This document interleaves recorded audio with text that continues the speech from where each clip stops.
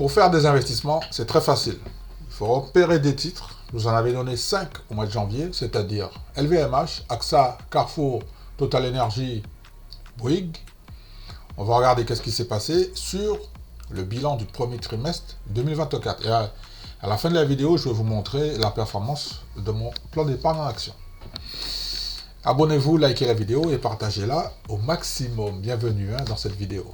On commence par la performance du CAC 40 qui est de 7,04% sur le premier trimestre 2024. On continue avec Amundi qui a une performance en date du 3 avril 2024 de 8,28%.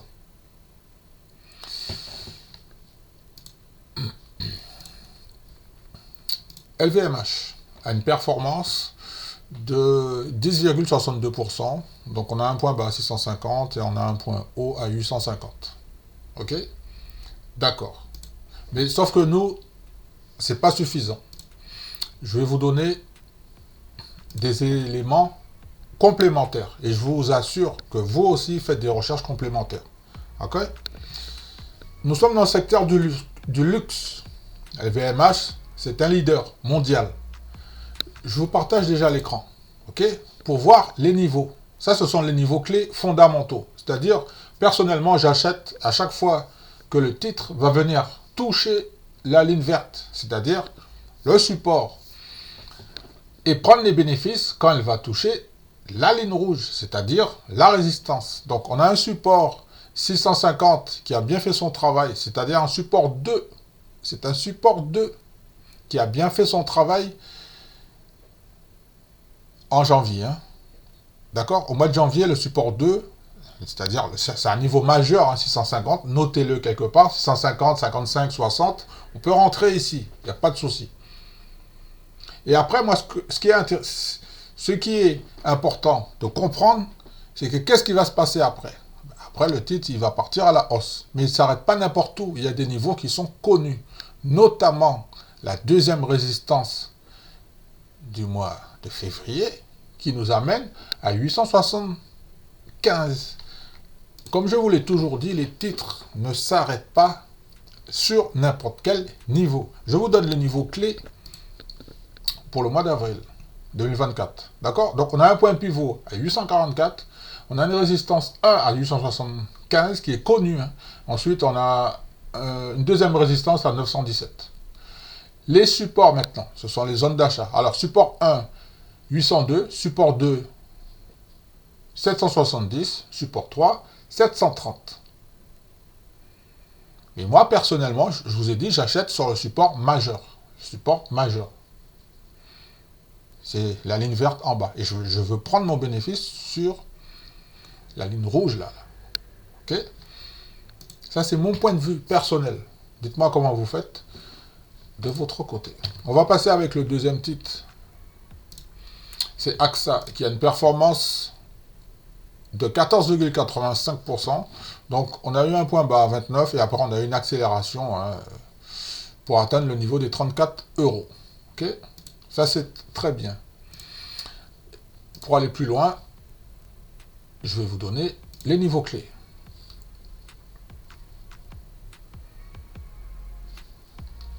Sur le titre AXA.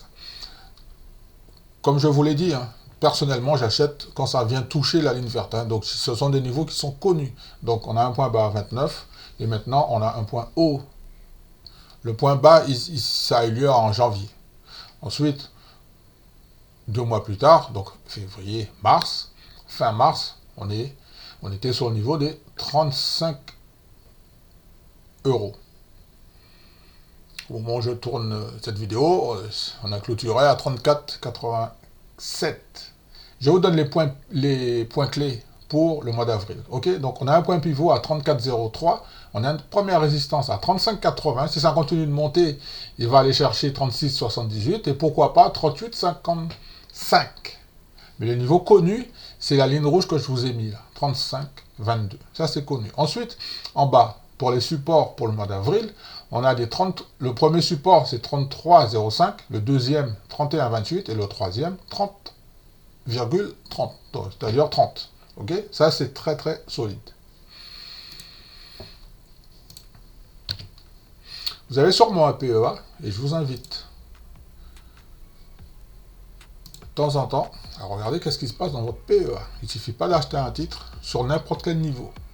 C'est important de savoir qu'est-ce qui se passe. On continue avec Total Energy dans le secteur de l'énergie. Donc on a un point bas à 58 et maintenant on se retrouve à 66. D'accord? Ça, ce sont les niveaux. Ok? Avec une performance de plus 7,76% sur le premier trimestre. Hein, d'accord? Plus 7% sur le premier trimestre pour Total Énergie. Donc je reviens ici parce que je vais préparer les niveaux clés. Alors Total, j'en ai beaucoup parlé et je vais juste vous dire que personnellement, comme je vous l'avais toujours dit, je n'achète pas du Total. Je ne fais pas de DCA sur Total. Je n'achète pas de Total au-dessus de 60 €. Non. Et avec de la patience, regardez qu'est-ce qui s'est passé. On est descendu sur les supports. Et on a un support. Pour moi, il est majeur celui-là, c'est le niveau des 57. C'est-à-dire, c'est en mois de janvier, en fait, c'est le troisième support du mois de janvier. Notez-le, 57, allez, vous pouvez même mettre 57, 58 €. Si vous achetez dans cette zone, 57, 58, vous allez gagner de l'argent. Vous avez vu, j'ai fait une ligne rouge ici. C'est le plus haut de l'année dernière, 2024. Bon, c'est un niveau connu. C'est-à-dire que nous, on travaille sur des niveaux qui sont connus. Parce que la bourse, ça a de la mémoire. N'oubliez jamais ça. La bourse, ça a de la mémoire. Les titres ne s'arrêtent pas sur n'importe quel niveau. Au début de l'année, on a eu un repli. Et bien, regardez après qu'est-ce qui s'est passé. Ça a tapé une fois, deux fois. Donc, il a fait sa figure de retournement. Et ensuite, de mars, pendant tout le mois de mars, on a eu accélération à la hausse. OK? On a eu une accélération à la hausse. Mais faites attention. On est passé au-dessus d'un niveau majeur pour moi, hein, 64. Maintenant, le titre se trouve sur le niveau all-time high, c'est-à-dire plus haut, 67. On est dans la zone des 67, qui se trouve déjà sur des résistances. Le titre, regardez bien, avril, on commence le mois d'avril par une bougie verte sur la première semaine, deuxième semaine. Et en fait, sur le 2 avril, et le titre ne fait que monter. Hein, d'accord? En ce moment, il fait que monter, ça fait que acheter. Je vous donne les points clés. On a un point pivot à 62, on a une première résistance à 65, on a une deuxième à 67. Il y a quelque chose plus haut. Si on a un niveau connu ici à 68, c'est la troisième résistance du mois de février. Okay? Il est connu, il est connu. Ensuite, au niveau des supports, on a un premier support à 59, on a le support majeur à 57 et on a un support 2 à 56. Okay? Donc ça, c'était pour Carrefour. C'est très important de connaître les niveaux pour pouvoir gagner de l'argent. Donc, on va terminer avec Bouygues, qui a une performance de 5,77%. C'est-à-dire que les investisseurs qui ont investi sur Bouygues, ben, ils gagnent de l'argent. Hein. Mais sauf que pour pouvoir gagner de l'argent, je vais vous montrer qu'il ne faut pas acheter n'importe où, sur n'importe quel niveau. Voilà, Bouygues, j'ai déjà préparé les niveaux. Je vous partage ça tout de suite. Voilà, ici. On va regarder les niveaux. C'est très intéressant de faire des investissements parce qu'en fait, ceux qui n'ont pas... Enfin, je vais vous expliquer un truc après. Hein. Donc, allez. Alors, vous allez me dire pourquoi la ligne verte commence ici. Parce que c'est le plus bas qui s'est réalisé. Ça s'est réalisé. Donc, il faut le noter. Donc, moi, je note. Ici, on a un point bas à 33 et on a un point haut à 38. C'est un niveau connu. Pour le titre, Bouygues. Donc, par conséquent, quand il vient toucher la ligne rouge, je n'achète pas. J'attends qu'il vienne toucher la ligne basse. 33. Combien de temps ça va prendre? Je ne sais pas, mais j'ai beaucoup de patience. Ensuite, je vous donne les niveaux, hein, ok, pour le mois d'avril. Ce sont les niveaux clés. Donc, le point pivot, lui, se trouve à 37,29.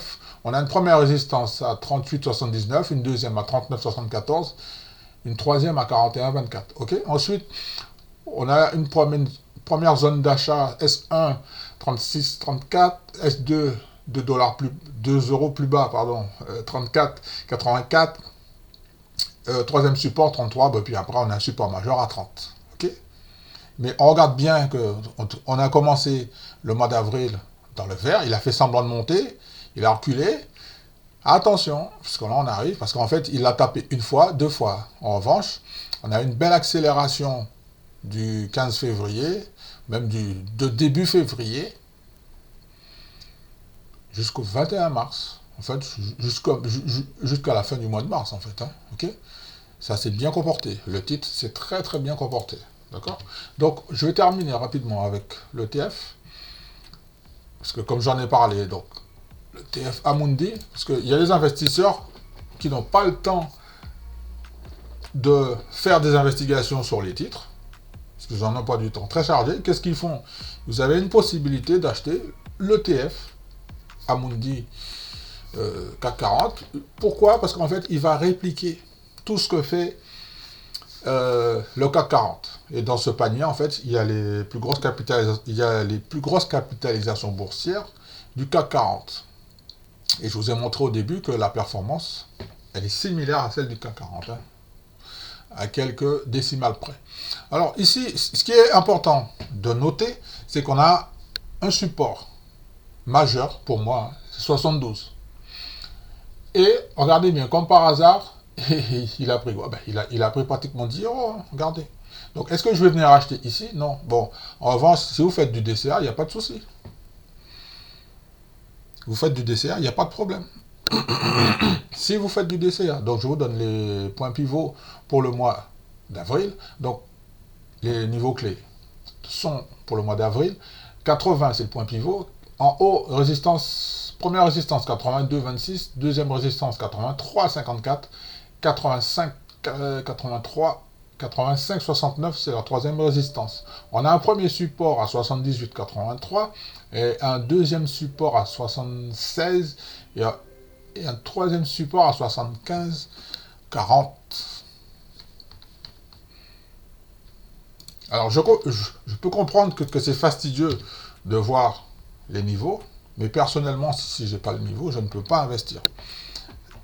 D'accord? Parce que quand vous allez prendre une position, si vous êtes obligé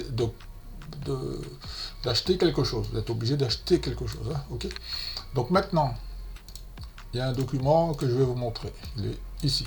Voilà, donc on va regarder ma performance. Hein, ok, donc je vous rappelle que la performance du CAC 40, pour ceux qui ont oublié, donc je mets le document ici. Hein. Ça c'est mes deux positions sur le CAC 40. Ben oui, je ne peux pas suivre beaucoup de positions. Hein. Vous voyez, moi je vous en partage 5, j'en ai 2 pour l'instant. 2. Et on va regarder ma performance. D'accord? Donc je vous montre la performance du CAC 40. Le CAC 40 a une performance de 7%. Ok? 7% au 1er janvier sur le premier trimestre 2024. D'accord? On est d'accord, hein? Ok. On revient ici. Alors ici c'est facile. Alors c'est mathématique. D'accord? Regardez bien. Il suffit de bien suivre les chiffres. J'ai fait mes petits calculs. Mon portefeuille. Il y a 8202 euros. En espèces, il y a 1851. J'ai investi 5480 euros. J'ai une valorisation aujourd'hui à 6350 euros. Ok? C'est-à-dire sur les deux titres là. Ce qui me fait une... On va le prendre à la louche. Alors je sais qu'il y en a qui sont très pointilleux, mais les chiffres sont bruts. Sans les taxes. Ok? D'accord? C'est brut, c'est pour avoir une estimation qui me permet de vous dire que j'ai une performance par rapport à mon capital investi de 5480, j'ai un bénéfice de 870 euros, ce qui me fait une performance de 16%. Alors, est-ce que je suis un bon investisseur? La réponse est oui. Est-ce que je fais mieux que le CAC 40? La réponse c'est oui. Alors, vous allez me dire que j'ai que 2 positions? Ben oui. Si j'en veux plus, ben j'achète l'ETF, il n'y a pas de souci. Ok? Mais personnellement, je n'investis pas sur un ETF parce que je préfère sélectionner personnellement les titres. Alors, j'ai préféré cacher les noms des titres qui sont ici. Alors, mes amis proches, quand ils sont à côté de moi, je leur montre mes positions. Dernièrement, j'étais avec un ami, on était en train de boire un petit verre, bon, on a parlé rapidement, tiens, Jean-Michel, je te salue, et j'étais en train de lui dire, tiens, voilà Jean-Michel, voilà un petit peu les positions. Mais j'ai pas eu le temps de finaliser. Donc j'espère que Jean-Michel, que tu vas regarder cette vidéo, et que ça va te permettre d'avoir un regard extérieur par rapport à la façon dont je fais mes investissements. C'est-à-dire que je prends le temps de choisir des titres, personnellement, et les 2 titres que j'ai choisis, que toi tu connais, parce que tu étais à côté de moi, donc tu as vu les noms, ils sont dans le même secteur. Ça ne me pose pas de problème, puisque je suis en train de construire mon portefeuille. Construire un portefeuille, ça prend du temps. Je peux travailler jusqu'à 150 000 euros. Donc là, pour l'instant, je suis à 8 000 euros. OK? J'ai 1 800 euros de trésorerie. Comme je t'ai dit, mon ami Jean-Michel, il y a un titre qui m'intéresse beaucoup, mais c'est, comme je te l'ai dit, je vous partage l'information. LVMH m'intéresse beaucoup, mais je préfère, franchement, faire du business avec la famille Bettencourt pour l'instant. L'Oréal, le titre m'intéresse beaucoup. Il est en train de revenir dans la zone qui m'intéresse, dans la zone de prix, parce qu'en fait, quand tu fais des investissements, à quel prix ça va te coûter, c'est-à-dire le capital investi et le retour sur investissement. Moi, je sais que quand je vais rentrer sur L'Oréal, je sais, j'ai déjà fait mes petits calculs pour avoir un retour sur investissement. Alors ici, comme je vous l'ai dit, mon retour sur investissement, il est de 16%. Le CAC 40 fait 7%. Je fais 2 fois mieux que le CAC 40. Voilà pourquoi je n'investis pas sur les ETF. OK? Il y a plusieurs stratégies dans ma stratégie personnelle dans ce portefeuille. Alors, ça ne veut pas dire qu'à un moment donné, je ne vais pas prendre une position sur un ETF. Non, ça ne veut pas dire ça du tout. Par exemple, si j'ai pas le temps de suivre les actions du Nasdaq, tout ça, donc j'achète un ETF sur le Nasdaq, il n'y a pas de souci. Mais sauf que j'ai le temps et j'ai ouvert un CTO spécialement pour ça, pour prendre des positions sur le Nasdaq, par exemple. Ok? J'espère que vous avez appris des trucs en regardant cette vidéo. Merci pour les gens qui sont courageux d'être restés jusqu'ici. Vous avez dû remarquer que la fréquence des vidéos a beaucoup baissé. Bien évidemment, mon objectif, c'est de faire des vidéos pour vous apprendre à investir et comprendre comment ça se passe. La première partie, c'est épargner. En fait, j'aurais même dû mettre que la première partie, c'est d'arrêter de se raconter des histoires. Oui, mais je dois aller au cinéma, je dois aller boire des apéros, je dois partir en voyage. Ah ben là, j'ai pas le temps. Non, le meilleur moment d'investir, c'est maintenant. L'enveloppe fiscale du PEA, parce qu'en fait, vous voyez là, les 16% pour l'année 2023, enfin, pour l'année en cours, ben, ça c'est au moment où je retourne la vidéo, hein, ok, d'accord, l'année fiscale n'est pas finie, mais en fait, tout reste là-dedans, je ne veux pas faire de retrait. J'ai pas prévu, ce qui fait que pour les impôts, c'est 0. Je précise, je vais donner 0, je vais gagner de l'argent, je vais donner combien aux impôts? 0. Je vous rappelle que mon PEA a une antériorité fiscale de plus de 5 ans. Et oui, je vous invite à faire des recherches complémentaires.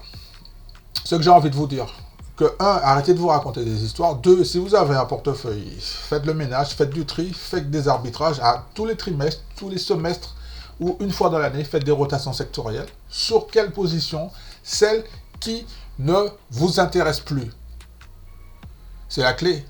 Ok? Vous avez pris une position à un moment donné. Pourquoi? Peut-être parce que vous avez regardé mes vidéos, mais moi je vais vous dire un truc.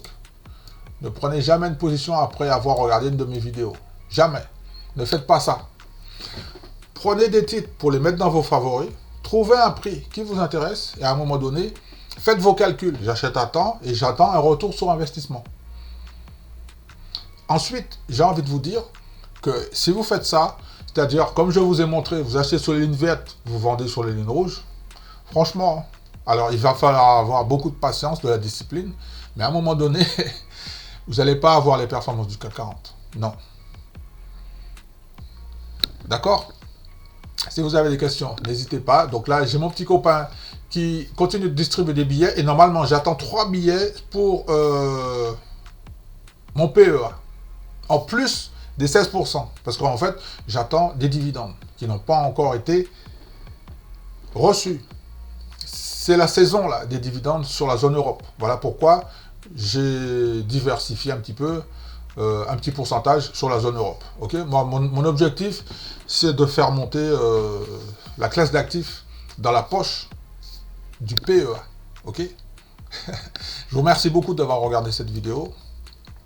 Je vous dis à très bientôt. Abonnez-vous, likez, partagez. Bientôt. Alors, oui, alors, le petit jingle. Je vais essayer de trouver le jingle. C'est tellement compliqué de trouver le jingle. Est-ce que je vais pouvoir trouver le jingle? Parce que le petit jingle, la dernière fois, je l'avais mis ici. Ici. Tac. Non, c'est pas ici, c'est ici. Janvier. Ah. Jingle. Ah, voilà, ici, jingle. Ça y est, j'ai pratiquement trouvé le jingle de sortie. C'est ici. Bientôt, faites attention sur les marchés financiers. On épargne, on investit, on gagne de l'argent. Soit après, on fait des recherches. Date d'achat, date de paiement, ok. Et la partie que je préfère, ensuite, on fait des achats pour se faire des petits cadeaux. À bientôt.